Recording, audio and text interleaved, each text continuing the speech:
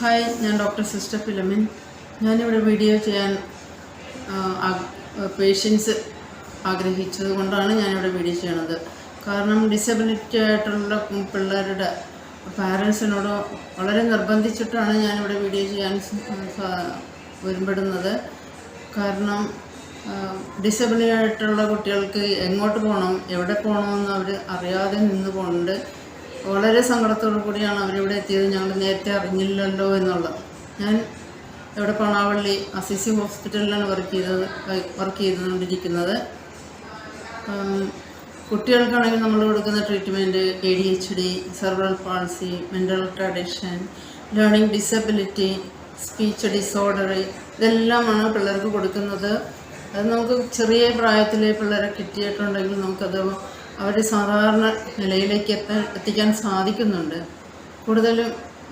കൂടാതെ മുതിർന്നവർക്കാണെങ്കിൽ നമ്മൾ ഒരുപാട് ട്രീറ്റ്മെൻറ്റ്, പലതരത്തിലുള്ള ട്രീറ്റ്മെൻറ്റാണ് കൊടുക്കുന്നത്.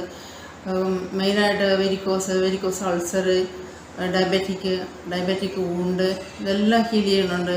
Law back pain, cervical spondylosis, shoulder pain, ഇതൊക്കെയാണ് നമ്മളിവിടെ കൊടുക്കുന്ന ട്രീറ്റ്മെൻറ്റ്.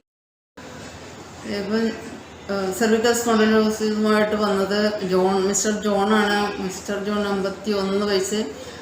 നമുക്ക് നല്ല കൃത്യമായിട്ട് MRI സ്കാൻ റിപ്പോർട്ടുമായിട്ട് വന്നതുകൊണ്ട് നമുക്ക് പെട്ടെന്ന് ട്രീറ്റ്മെൻറ്റ് തുടങ്ങാൻ സാധിച്ചു. കാരണം ഫുൾ ബോഡി നംനെസ് ആയിരുന്നു.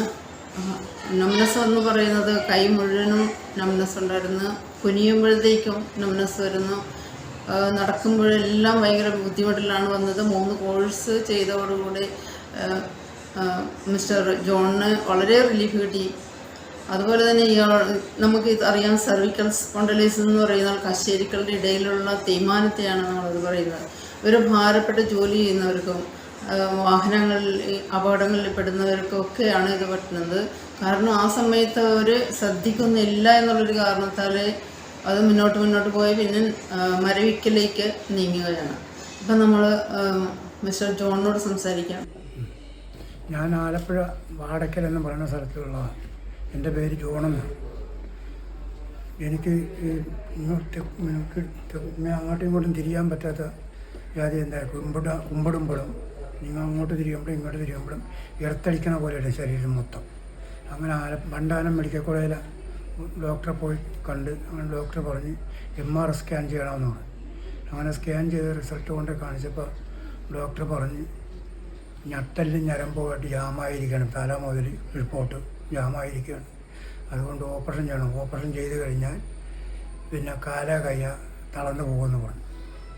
അങ്ങനെയാണ് ഈ മൊബൈലിൽ, ഈ വാട്സപ്പിൽ ഇവിടെ പാണാവള്ളി അസീസ് ഹോസ്പിറ്റലിൻ്റെ ഇത് കണ്ടത്.